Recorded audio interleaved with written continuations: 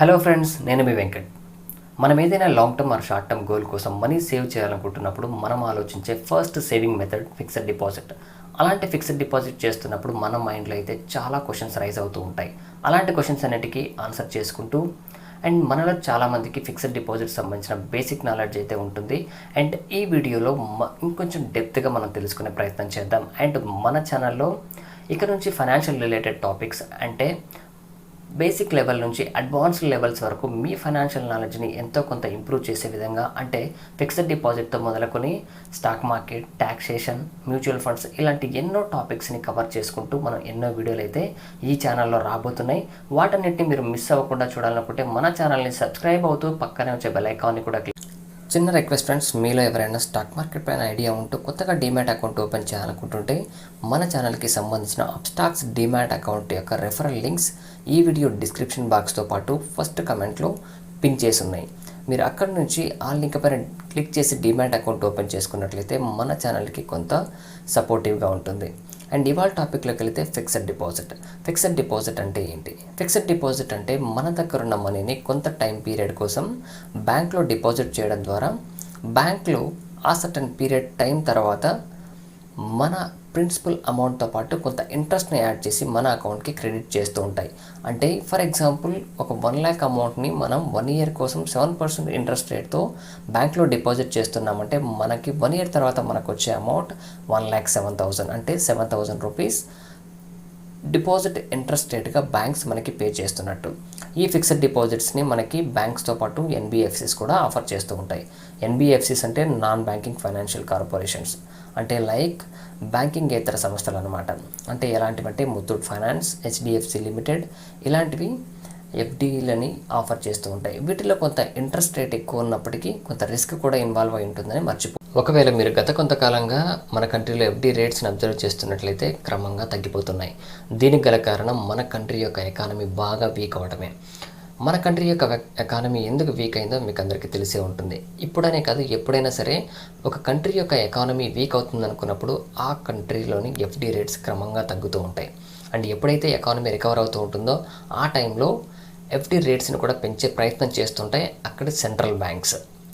And ఇప్పటి వరకు ఈ సిచ్యువేషన్స్లో మన కంట్రీలో హైయెస్ట్ ఇంట్రెస్ట్ ఎఫ్డీ పైన పే చేస్తున్న బ్యాంక్స్ లిస్ట్ని అయితే మీరు స్క్రీన్ పైన చూడొచ్చు. అండ్ ఈ వీడియోని మీరు ఫ్యూచర్లో చూస్తున్నట్లయితే ఈ లిస్ట్లో కొంత చేంజెస్ వచ్చే అవకాశం తప్పకుండా ఉంటుంది. అండ్ మన కంట్రీలో సిచ్యువేషన్ ఎలా ఉంటే వరల్డ్ వైడ్ చాలా కంట్రీస్లో పరిస్థితి ఎలా ఉందో ఒక్కసారి చూద్దాం. ఈ ఇమేజెస్ని చూస్తున్నట్లయితే మీకు ఆ సిచ్యువేషన్ చాలా బాగా అర్థమవుతుంది. ఇక్కడ 3 కంట్రీస్ మైనస్ అంటే నెగిటివ్ రిటర్న్స్ ప్రొడ్యూస్ చేస్తున్నాయి. అంటే ఒకవేళ మనం ఫిక్స్డ్ డిపాజిట్ బ్యాంక్లో వేసినట్లయితే ఆ డిపాజిట్కి గాను మనమే అడిషనల్గా ఛార్జెస్ పే చేయాల్సి ఉంటుంది. అండ్ 22 కంట్రీస్లో 0% ఇంట్రెస్ట్, అంటే మనం వేసిన ఫిక్స్డ్ డిపాజిట్కి ఎటువంటి ఇంట్రెస్ట్ రేటు బ్యాంక్స్ ఇవ్వట్లేదు. అండ్ మోర్ దెన్ 23 కంట్రీస్లో 0 to 1% ఇంట్రెస్ట్ ఉంటే మోర్ దెన్ 22 కంట్రీస్లో 1 to 3%, అండ్ అడిషనల్ 15 కంట్రీస్లో 4 to 5% అయితే ఇంట్రెస్ట్ రేట్ని పే చేసే పరిస్థితి కనిపిస్తుంది. అండ్ మన కంట్రీలో ఇప్పుడున్న సిచ్యువేషన్లో మోర్ దెన్ 93 కంట్రీస్ కంటే ఎక్కువ ఇంట్రెస్ట్ అయితే మన కంట్రీలోని బ్యాంక్స్ పే చేయాలి. సో మిగతా కంట్రీస్తో పోల్చుకుంటే ఇండియాలో ఎఫ్డీ సిచ్యువేషన్ కొంత బెటర్గా ఉంది కాబట్టి ఇప్పుడు ఎఫ్డీస్లో ఇన్వెస్ట్ చేయొచ్చు. అంటే ఏజ్ అబౌవ్ 60 ఉంటూ కొంత సేఫ్ ఇన్వెస్ట్మెంట్ ఉంటే బాగుంటుంది అనుకున్నప్పుడు మాత్రమే పర్లేదు. కానీ లేదంటే ఏజ్ తక్కువగా ఉంటూ అంటే ఎంగేజ్లో ఉంటూ కొంత రిస్క్ తీసుకునే క్యాపబిలిటీ ఉన్నప్పుడు mutual fund is the best option. ఎందుకంటే మ్యూచువల్ ఫండ్స్లో మనకి బెస్ట్ రిటర్న్స్ అయితే డెలివర్ అవ్వడానికి అవకాశం ఉంటుంది. ఇప్పుడు మీరు స్క్రీన్ పైన చూడొచ్చు, ఫిక్స్డ్ డిపాజిట్లో సేమ్ 10 lakhs ఇన్వెస్ట్ చేస్తూ 10 years కోసం నేను యావరేజ్గా 7% ఇంట్రెస్ట్ తీసుకుంటున్నాను. మీకు అరౌండ్ 20 lakhs అయితే రిటర్న్గా వచ్చే అవకాశం ఉంటుంది. అదే మ్యూచువల్ ఫండ్స్లో నేను 12% రిటర్న్స్తో క్యాలిక్యులేట్ చేస్తున్నాను. మీకు అరౌండ్ 32 lakhs అయితే రిటర్న్ వచ్చే ఛాన్స్ ఉంటుంది. అండ్ ఈ 12% అన్నది మినిమం బెంచ్ మార్క్ అనమాట. సో ఎందుకంటే మ్యూచువల్ ఫండ్స్లో 12% కాకుండా అంతకంటే ఎక్కువ రిటర్న్స్ ప్రొడ్యూస్ చేసే ఫండ్స్ చాలా ఉన్నాయి. మనకి 20 to 30% రిటర్న్స్ డెలివర్ చేస్తున్న ఫండ్స్ కూడా మార్కెట్లో ఉన్నాయి.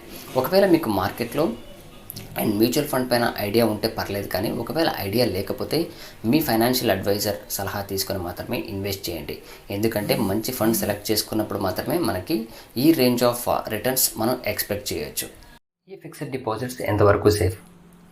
ఈ క్వశ్చన్ రైజ్ అయినప్పుడే మనం డిఐసిజిసి గురించి తెలుసుకోవాలి. అంటే deposit insurance and credit guarantee corporation.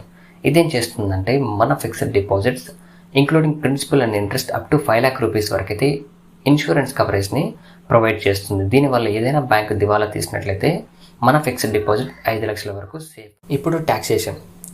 మనం చేసే ఫిక్స్డ్ డిపాజిట్ల పైన ఎటువంటి ట్యాక్స్ అప్లై అవుదా అంటే ఖచ్చితంగా అవుతుంది ఫ్రెండ్స్.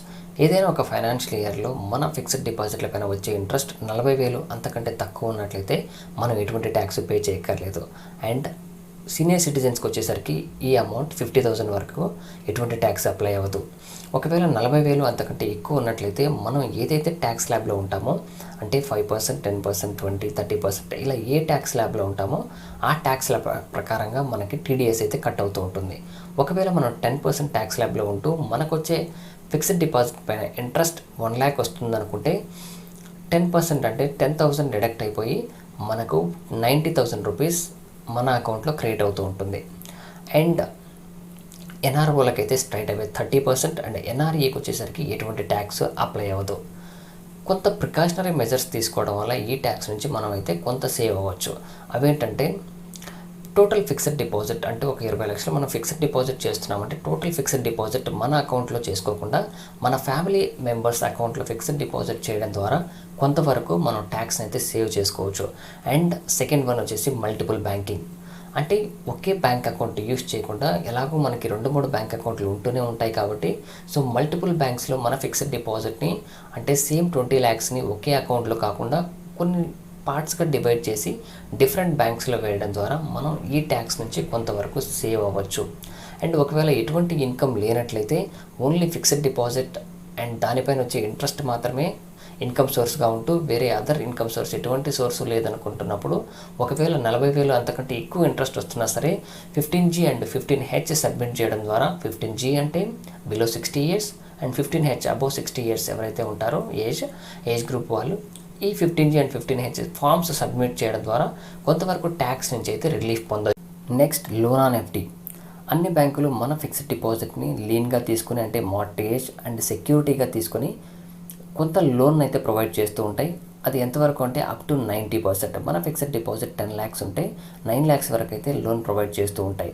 ఈ లోన్ యొక్క ఇంట్రెస్ట్ రేట్ ఎలా ఉంటుందంటే ఫిక్స్డ్ డిపాజిట్ ఇంట్రెస్ట్ రేట్ పైన 0.5 to 2% వరకు బ్యాంకును బట్టి వ్యారీ అవుతుంటుంది. అంటే ఫర్ ఎగ్జాంపుల్ మన ఫిక్స్డ్ డిపాజిట్కి బ్యాంక్స్ 5% ఇంట్రెస్ట్ రేట్ని ఆఫర్ చేస్తూ ఉంటే మనం తీసుకునే లోన్ యొక్క ఇంట్రెస్ట్ రేట్ అప్ టు 5.5 నుంచి అప్ టు 7.5 వరకు ఉండే అవకాశం ఉంటుంది.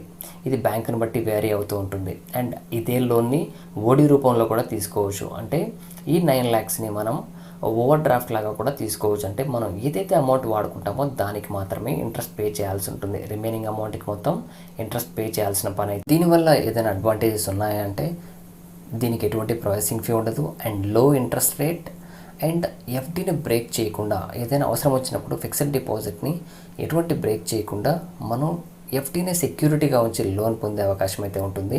అంటే ఫర్ ఎగ్జాంపుల్ ఇప్పుడు పిల్లల ఫ్యూచర్ కోసం మనం ఎఫ్డీ పెట్టినట్లయితే ఆ ఎఫ్డీని ఎటువంటి బ్రేక్ చేయకుండా దానిలో నుంచి అమౌంట్ విత్డ్రా చేయకుండా మనం అదే ఎఫ్డీని సెక్యూరిటీగా చూపిస్తూ కొంత అమౌంట్ని అయితే లోన్గా పొందే అవకాశం ఉంటుంది. కాబట్టి ఇది కొంత బెనిఫిట్ అయ్యే. అండ్ ఇవి ఫిక్స్డ్ డిపాజిట్ గురించిన కొన్ని డీటెయిల్స్. ఇంకేదైనా మనం మిస్ అయ్యి ఉంటే కామెంట్ చేయండి. అండ్ మీరే టాపిక్ గురించి నెక్స్ట్ తెలుసుకోవాలనుకుంటున్నారో ఆ టాపిక్ని కూడా కామెంట్ చేయండి. సో ఫర్దర్గా మనం ఈ ఛానల్లో డిస్కస్ చేసుకోవడానికి అయితే అవకాశం ఉంటుంది. అండ్ ఈ వీడియో మీకు నచ్చింది అనుకుంటున్నాను. ఈ వీడియో మీకు నచ్చినట్టయితే లైక్ చేయండి and don't forget to subscribe.